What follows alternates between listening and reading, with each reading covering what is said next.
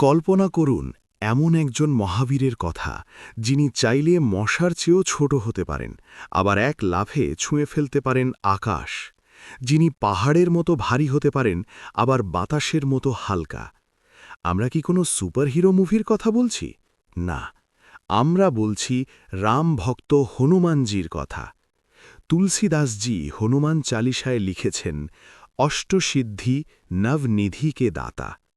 কিন্তু আপনি কি জানেন এই অষ্টসিদ্ধি বা ৮টি অলৌকিক ক্ষমতা আসলে কি? আর বজরংবলী এগুলোকে কখন এবং কিভাবে ব্যবহার করেছিলেন? আজকের ভিডিওতে আমরা বজরংবলীর সেই ৮টি রোমাঞ্চকর ক্ষমতার গল্প বলবো। ভিডিওটি শেষ পর্যন্ত দেখুন, কারণ শেষের ক্ষমতাটি জানলে আপনি চমকে যাবেন। হিন্দু শাস্ত্র অনুযায়ী মা সীতা যখন লঙ্কায় অশোকবনে বন্দী ছিলেন, তখন হনুমানজি তার খোঁজ নিতে যান।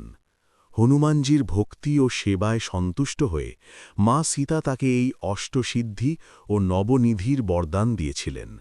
এই ক্ষমতাগুলো একজন মানুষকে প্রকৃতির সমস্ত নিয়মের ঊর্ধ্বে নিয়ে যায়। চলুন একে একে জেনে নিই এই অলৌকিক ক্ষমতাগুলো। প্রথম ক্ষমতাটি হল অনিমা। এর মাধ্যমে হনুমানজি নিজের শরীরকে অণুর মতো বা মশার মতো ছোট করতে পারতেন। যখন তিনি লঙ্কায় প্রবেশ করছিলেন, তখন লঙ্কিনী নামক রাক্ষসী তাকে বাধা দেয়। তখন তিনি এই অনিমা সিদ্ধি ব্যবহার করে নিজের রূপ এতটাই ছোট করেছিলেন যে তিনি অতি সহজেই সবার নজর এড়িয়ে লঙ্কায় প্রবেশ করেন। এমনকি সুরসা রাক্ষসীর মুখে প্রবেশের সময়ও তিনি এই ক্ষমতার সাহায্য নিয়েছিলেন। দ্বিতীয় ক্ষমতাটি হল মহিমা। অনিমার ঠিক উল্টো।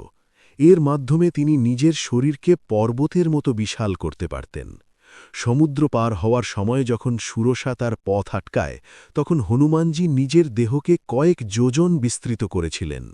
লঙ্কা দহনের সময়ও তার এই বিশাল রূপ দেখে রাক্ষসেরা ভয়ে থরথর করে কাঁপতে শুরু করেছিল। আকাশ ছোঁয়া সেই রূপ ছিল শত্রুদের জন্যে যমরাজের সমান। ৩ নম্বর ক্ষমতা হল গরিমা। এর মাধ্যমে তিনি নিজের ওজন এতটাই বাড়াতে পারতেন যে ত্রিভুবনের কেউ তাকে নাড়াতে পারত না। মহাভারতের একটি গল্প মনে পড়ে? বলশালী ভীম যখন বৃদ্ধ হনুমানজির ল্যাজ সরাতে চেয়েছিলেন, তখন হনুমানজি এই গরিমা সিদ্ধি ব্যবহার করেছিলেন। মহাবলী ভীম তার সমস্ত শক্তি প্রয়োগ করেও হনুমানজির একটি ল্যাজ এক চুলও নড়াতে পারেননি। এটিই হল গরিমা শক্তির মহিমা। চতুর্থ ক্ষমতা হল লঘিমা। এর মাধ্যমে হনুমানজি নিজের দেহকে তুলোর মতো বা বাতাসের চেয়েও হালকা করতে পারতেন। এই ক্ষমতার সাহায্যেই তিনি হাজার হাজার মাইল সমুদ্র অনায়াসে উড়ে পার হয়েছিলেন। এমনকি যখন তিনি দ্রোণাগিরি পর্বত তুলে আনছিলেন, তখন অত বড় পাহাড় নিয়েও তিনি এই লঘিমা সিদ্ধি ব্যবহার করেই অত্যন্ত দ্রুত বেগে আকাশে উড়তে পেরেছিলেন। পঞ্চম ক্ষমতা হল প্রাপ্তি। এটি একটি রহস্যময় ক্ষমতা। এর মাধ্যমে তিনি যে কোনো বস্তুকে অনায়াসে লাভ করতে পারতেন, অদৃশ্য হতে পারতেন এবং পশু পাখির ভাষা বুঝতে পারতেন। অশোকবনে সীতামাকে খুঁজে পাওয়ার সময় তিনি গাছের আড়ালে অদৃশ্য হয়ে সব কথা শুনেছিলেন, এবং এই ক্ষমতার মাধ্যমেই তিনি পশু পাখিদের কাছ থেকে সীতা মায়ের সঠিক খবর জেনেছিলেন। ষষ্ঠ ক্ষমতা হল প্রাকাম্য। এর মানে হল অদম্য ইচ্ছাশক্তি।